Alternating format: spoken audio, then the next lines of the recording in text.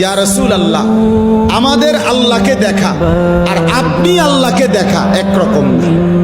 তো আপনি যখন আল্লাহকে দেখবেন জান্নাতে, আল্লাহর দিদার হবে আপনার আল্লাহর সাথে, তখন আমারে সাথে রাখবেন নি, এটা তখন আমারে সাথে রাখবেন কি?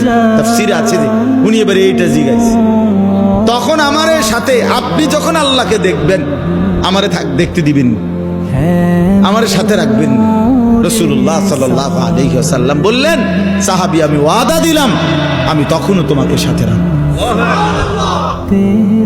আল্লাহর নবীর এই সাহাবী, তাফসীরে আছে, এরপরে উনি একটা চিৎকার দিছে এই জায়গা বৈশা, একটা চিৎকারেই তিনি ঘুরে পড়ে ইন্তেকাল করেছেন, জীবন দিয়ে খুশিতে।